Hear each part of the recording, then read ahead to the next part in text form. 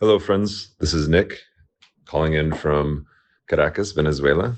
I'm on my way to the south, to the state of Bolivar, which is a province on the border of Guyana and Brazil. And I'm going to observe indigenous elections at Marapui, which is a indigenous community of the Pemon people.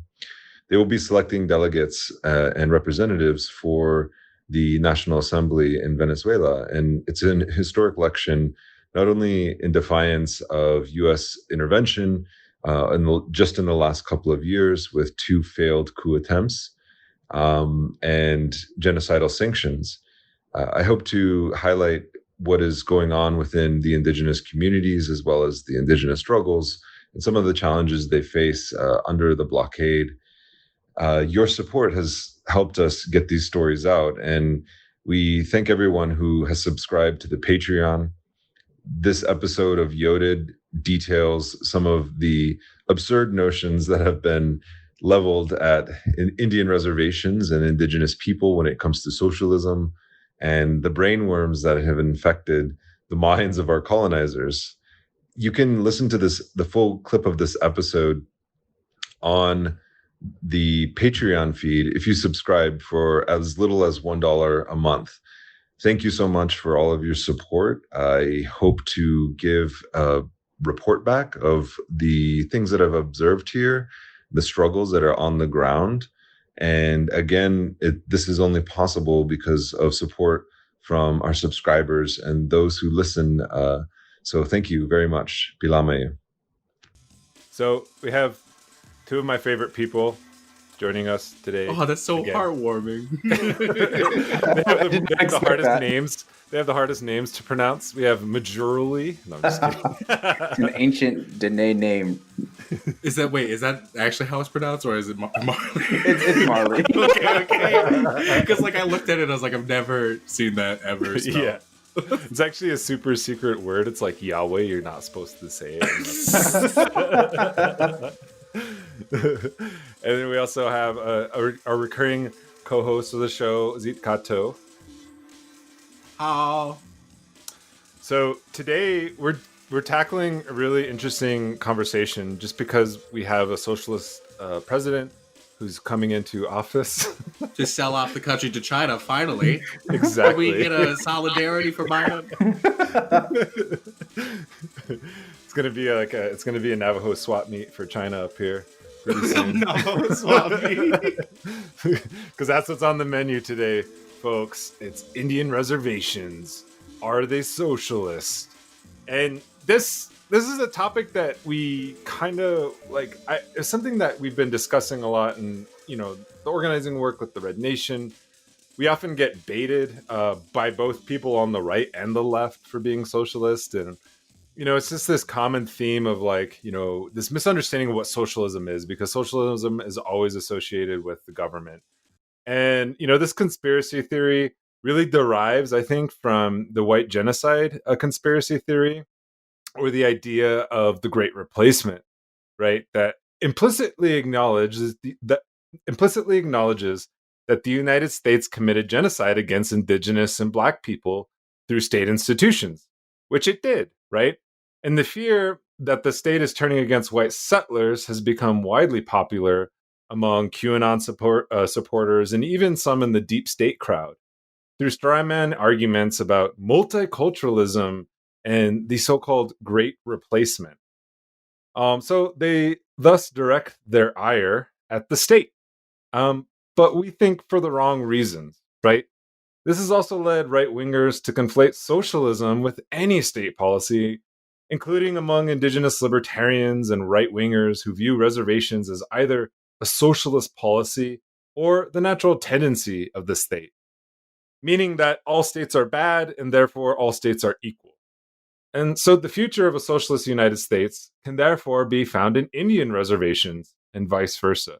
And I would like to add to that the healthcare coverage or the healthcare debate in the United States about whether or not people should be granted a fundamental human right of healthcare is often baited with, well, look at how Indian health services is administered. It's the worst healthcare system in the United States. That's why we need private healthcare system. And as a running joke in Indian communities, there are a lot of things about, IHS as being, they're horror stories. IHS has experimented on Native children.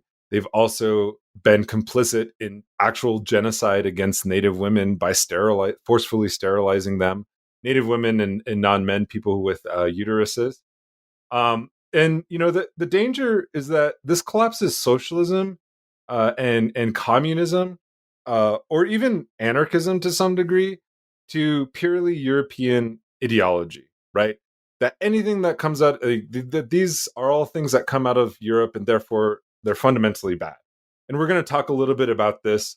We're going to talk about Karen Bedoni and the rise of kind of right-wing conservatism in the Navajo Nation that has baited a lot of Navajo socialists and leftists, as well as talking about a really famous piece by the one and only Russel Means, who has this anti-communist manifesto that gets circulated every now and then, and it's entitled "For America to Live, Europe Must Die." And we'll be doing a close reading of that text because there are kernels of truth within it, and we want to be fair, and we want to break it down and give people a better understanding of where we're coming from as leftists, as socialists, as Marxists. And so this way of thinking about socialism as being the state or some kind of European ideology foregoes the successful liberation projects of the global South and the Third World. And the idea that all states are bad because they result in environmental destruction and some sort of gulag prison reservation industrial complex, right? And I think this is incredibly important because what tends to happen is that while trying to attack Eurocentrism, the critique itself is Eurocentric, to say that all nations are bad or all nations tend towards these kinds of practices, right?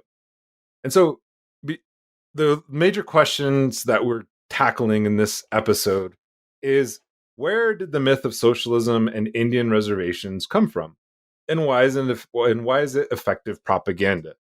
And to begin that conversation, we're going to turn it over to Majerle to break down a very famous Karen Bedoni Turning Point USA YouTube video that made the rounds this last election cycle, kind of scaremongering Navajo indigenous people, but also red baiting them for being anything as milk toast as just a Democrat or a liberal, to people like my friends who are actually neighbors with this person, right? I actually know people who are related to her, but how she has become sort of a useful idiot for Turning Point USA, and why these kinds of ideas are not only mobilized by the right, but have some currency within certain indigenous communities, and what that means for this particular moment in time. So Majerle, who is Karen Bedoni? Karen Bedoni is my cousin. No, I'm just kidding. Mind-blowing. Plot twist. No. I am Karen Bedoni. I suspect I might be related clan-wise, sadly. But this story of Republicans begins many years ago. I like to think that Republicans have always been here. No, I'm just kidding. But yeah, no, as you mentioned, Karen Bedoni has become a puppet for Turning Point USA. First running for election in, I believe, 2016, not winning, and from there reemerging through social media via Facebook videos or YouTube videos, and proliferating, I get like Republican talking points. And one of those talking points, is pretty much that the Navajo Nation is a site of socialism, which, I didn't really pay attention to at first because, it was very briefly talked about here and there. It was something fun that we would listen to and giggle about and mention Karen Bedoni. And what I imagine, though, is I didn't think anything would emerge out of it until Trump won, and it emboldened a lot of Navajo conservatives. Because during this time, around the same time, there was also a Navajo election where some Navajo conservatives like Sean Redd my name's Sean Red. And, he ran, people were making fun of him just as well. And I think that's something where I've been thinking about is why Navajos make fun of conservatives, Republicans, granted, aren't as critical towards Democrats, but that's another discussion. Point being, though, is that Republicans have been here. There's been a relationship, and it's generally what I understand a misinterpretation of like what indigenous self-determination means, in the sense that the government is big, therefore it is bad, and therefore we need to stop the government from being bigger. And that argument now kind of starts to merge recently with Karen Bedoni's Turning Point debut. From what I remember, she told me she spent about $14,000 on a 14-minute video. You talked to her? No, well, I did. Okay, so I guess podcast. So that's a rate of $1,000 a minute. That's insane. Yes. And she spent that money on this? I think it was Turning Point. I want to say it's Turning Point. Wow, we're in the wrong business. That's kind of like a critical support that she wasted so much of their money there. Yeah. I know. I was like, if you gave me $14,000, I could put out an hour's worth of content and then give you back your money. Like, and that's, I mean, the point was like, when I heard about it, I was like, I need to keep an eye out for when this comes out. I was expecting like a big documentary, about 30, 45 minutes, so I was like, all right, be prepared for this. And I was telling friends of mine, it comes out, it's 14 minutes long. I watch it, I'm laughing, and I comment on it. And I give like a brief summary as to why I think the points are wrong. And I can go over some of those, but she engages me. She's like, this was we spent like $14,000 on this. Let's see you try to make something out of 4 days. So not only was it $14,000, but it occurred over 4 days of filming. And most of it is like, it's just interviews. So we're about to do better in like an hour and a half. Exactly, right? With $0. I mean, we're like more efficient than the capitalists, or like the ones who want to be capitalists, I suppose. And so, she told me all of this, and then I saw a lot of people sharing it, and I was like, I can't let this go. So I made a podcast about it, but to just kind of give a brief description of her argument begins, the video opens, and it's like one of those like zoom in videos where it's from outer space and it just shoots right into Earth. And it's like almost like I'm on a peyote trip, and I'm like, oh shit, this is what it must be right here. I don't know. It gives this off is like YOTED. Yeah, exactly, right? I'm like, I'm fucking YOTED right now. And it's got the Navajo, like, and I'm gonna say Navajo, but like native music going on, and it's all spiritual, and someone's chanting. Like the flutes. Yes. I actually thought it was the Sauvage commercial at first. I was like, did I click on the wrong link? Because it has like a fire going and it's in the desert. Featuring Johnny Depp as Tonto in Turning Point. Oh no. Yeah.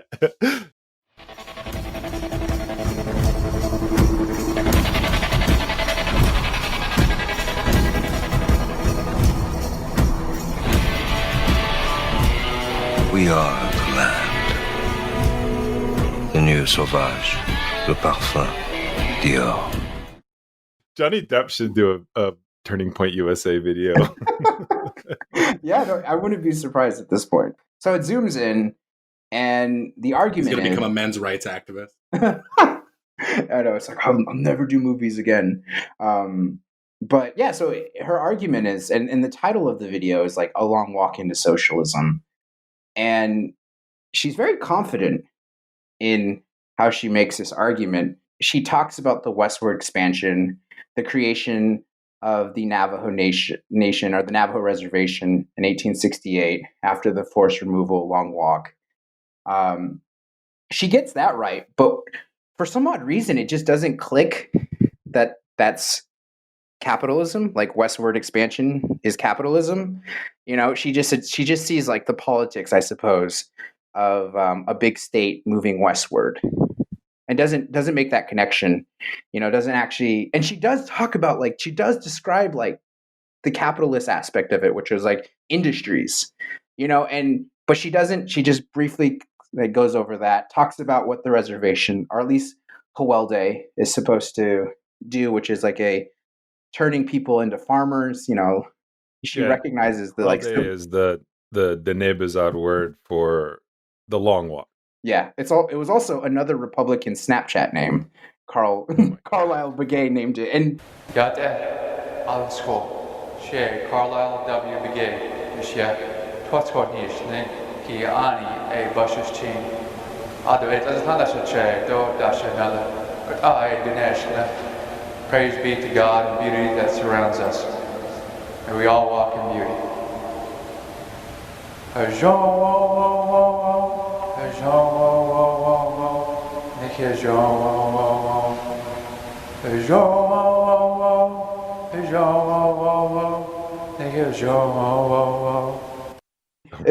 You don't ever want to name your fucking Snapchat after that. That's like the worst thing you can do. And it demonstrates how Republicans are not informed by their history, or they just don't make these connections, right? And so, do Republican Cherokees name their Snapchats the Trail of Tears? Someone look into that. Genocide jokes, not funny, but kind of funny because these guys are Republicans. No, I mean, but that's the thing, though, is it's so absurd, that they're able to make these claims, and they're very confident in the way that they make these claims, and so confident is the most disgusting adjective right now. I mean, I feel like she's really I listened to an interview, and she said that she wrote to Trump, and Trump wrote her back. Granted, I don't know. I mean, if that's your God at the moment, you're going to be like, oh my God, I'm getting recognized. Recognize me. The politics of recognition. But anyways, so she mentions us moving back, and then this is where she starts using the term control, and this is where it starts to relate to the larger just argument of state machinery and control. And she makes this weird thing about how prior to all of this we were healthy, and I mean I thought it was going to go into a food sovereignty thing, but it was just more of to describe how unhealthy we are, and I was like, oh, okay, well, I guess. But the funny thing about it is, she recognizes, as well as most, I think, Navajo leftists recognizes, things would have been much better if this would have never occurred, that there was an actual process of self-determination for Indigenous people to determine their own future, and there was never this puncture and this larger project of colonialism. They both recognize that. But that period of time, I think most of us would describe as very some form of communism. This pre-colonial time where things, we were just hanging out, chilling, doing our own thing, trying to forge our way into the future. So she does make these arguments, but doesn't realize hey, you're misattributing this project to big government while not recognizing that it's also a project of colonialism and capitalism. So I'm sorry, I'm rambling, but anyways. So, she keeps talking about healthy natives prior, talks about how we became dependent, and really glances over the importance of treaties and the obligations. It almost verges to the point where it sounds like she's saying that treaties are the reason why we're dependent on the federal government, when in reality it's that's such a weird way of interpreting treaties, considering the actual meaning and importance behind these things and the obligations that are attributed and often disregarded by Republicans as well as Democrats, pretty much a settler state. All these treaties are broken, but again, she doesn't talk about what I'm talking about. She just says treaties, this, and then dependency. So, again, and it's all along the logic that big government is bad. We can't allow for this. This is the crux of her argument. Eventually, some other, I think, Republican, someone named Martinez, comes in and is like, yeah, the Navajo Nation, it's socialism, and then they talk about how the enterprises work, which, talk about how it's rife with waste and abuse, but they don't talk about the structural issues. They don't talk about the paternalism, the bureaucracy that's usually attributed to the relationship, the stipulations. And you know, they're not willing to engage in that. They're willing to focus very on these, but by focusing on waste and abuse, what they really mean is, oh, it's certain people that are doing certain things bad. When it's like, well, this is a structural issue. Go into education. Now, this is the funny part with like the education system, is like it's the classic, as I understand it, classic like Republican argument where it's like, this is liberal education, they're turning us into communists. She makes that argument, and by connecting it to a much larger issue of like tribes not really being able to control their education or where that funding comes from, or the fact that there's a lack of funding for tribes. As I understand it, most funding for public school comes from property tax, as well as it's a mixture of like state and federal government. But in the Navajo Nation, there's really not property, which goes into their argument again, saying we need private property, as if that's going to solve all the issues. And going along. Okay, go ahead. There's a history. Yeah, there's a history to that, and like the opening up of reservations or the privatization of land and reservations. There were two fundamental policies that were incredibly detrimental. One was allotment, and I think she actually lives in the checkerboard, region of allotment in the Eastern Navajo Nation, and that was at the late 19th century, and that was a policy that was implemented to basically privatize land or create a pathway of citizenship through property ownership by allotting lots of land to individual families, indigenous families, to the point where they would become independent and autonomous after a certain point of time, and then be declared emancipated, like that was a legal term, declared citizenship, and then they gained the right to alienate that property, right? They didn't really gain the right to hold it in perpetuity.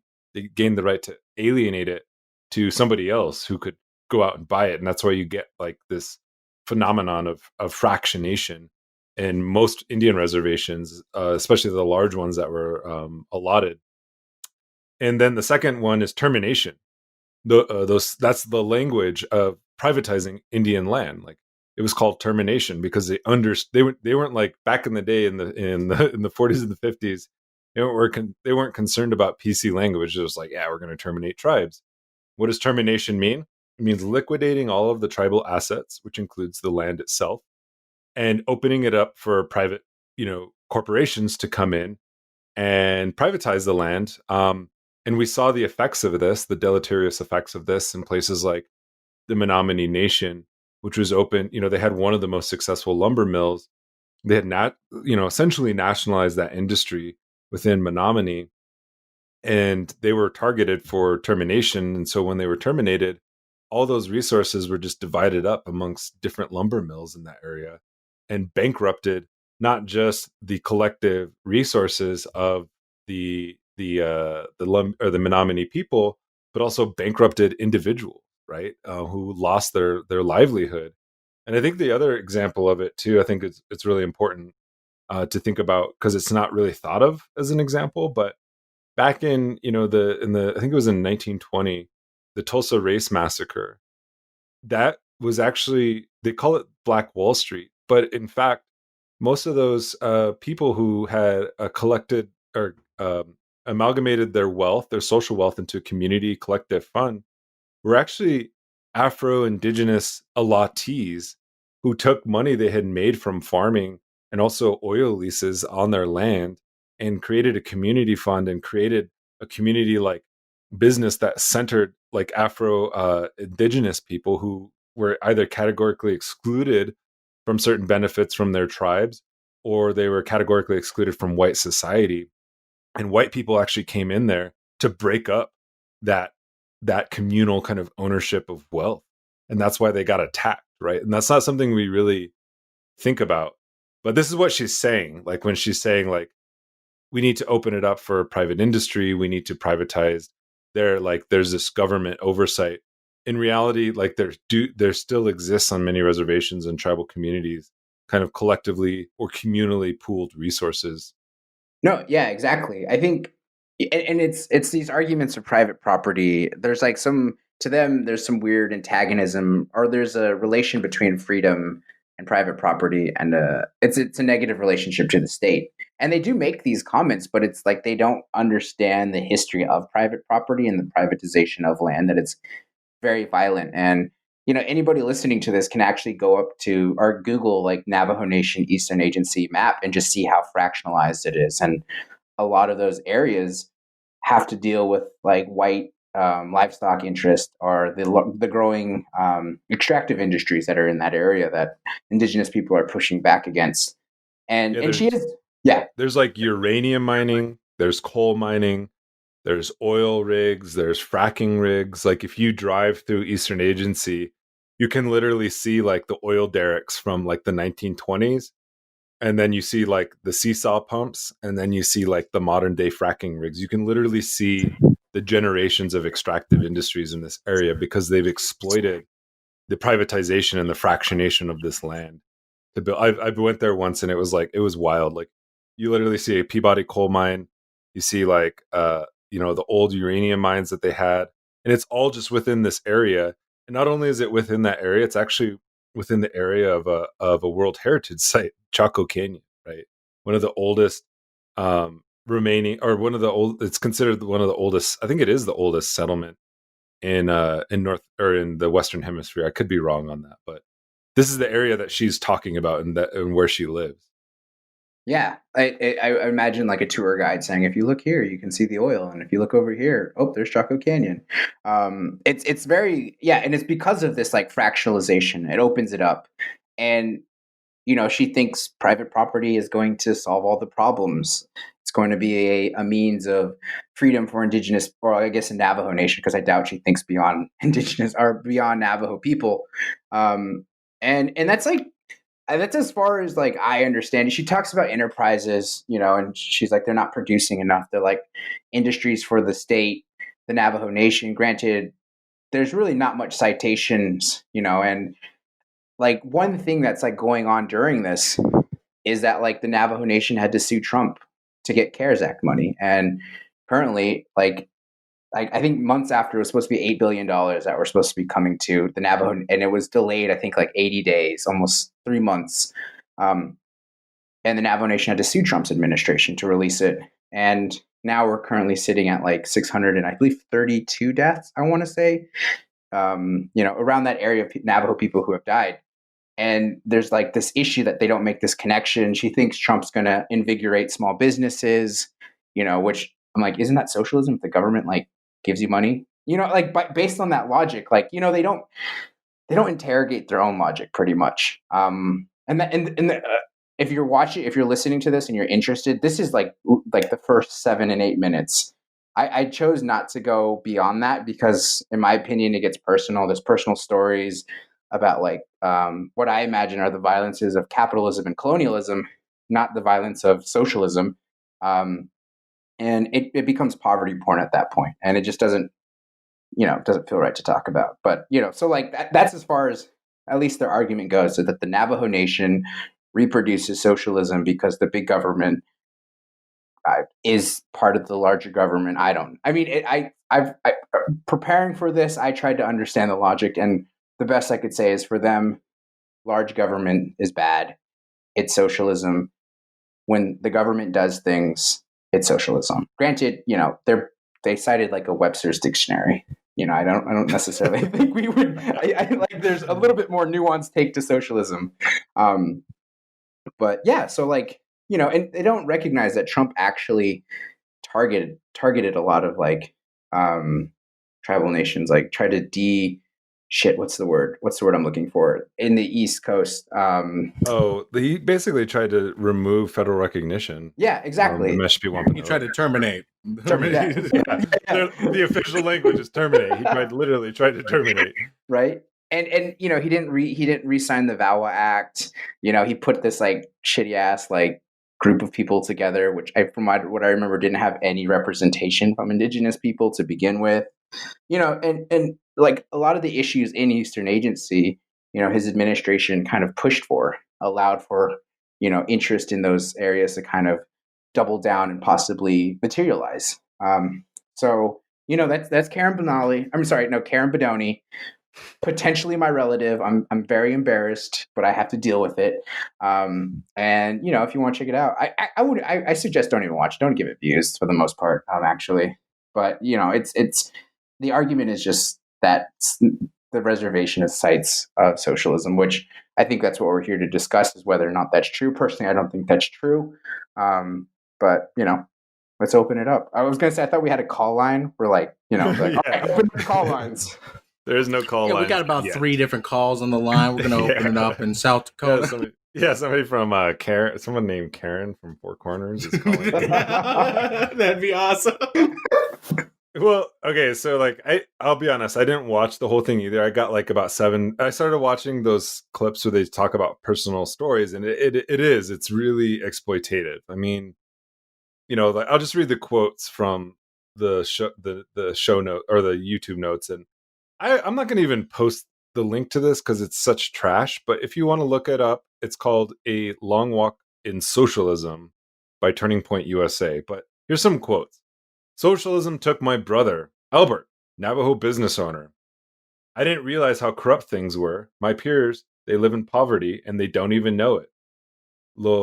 Ora, young Navajo entrepreneur. If you can control healthcare, you can control the population. Elisa, Navajo community activist. And so there is, like what you said, it's like socialism took my brother. I imagine there's some kind of horrific backstory to it.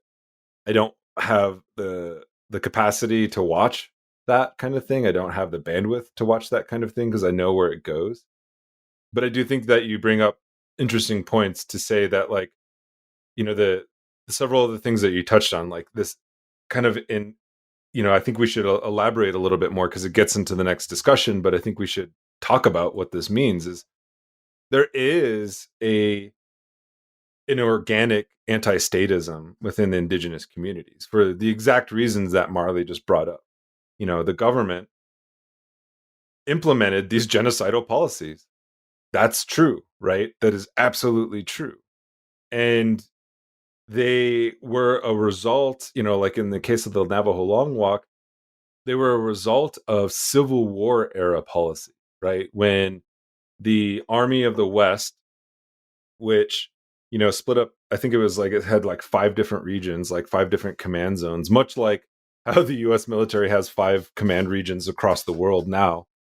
And the majority of, a significant amount of the Union Army that was fighting during the Civil War was actually fighting on the Western frontier, right? And so even within this narrative of Republicans, being responsible for emancipating African American slaves or enslaved African people within the plantation economy from the South, and even within this other, conversation that Republicanism represents the anti-socialist tendency, the Navajo Long Walk literally happened under a Republican administration. It doesn't get, and also the other atrocities, whether it's the Sand Creek Massacre, the massacre at Whitestone Hill, the mass hanging of 38 Dakota patriots in Makato or Mankato after the Dakota Uprising, those happened under a Republican administration and during, the U.S. Civil or the Civil War. And so it's just funny to me, that this becomes, this becomes the kind of the talking point of it. It's actually, this was Abraham Lincoln's plan. He implemented, he gave the orders to Kit Carson to round up Navajo people and imprison them at Fort Sumner.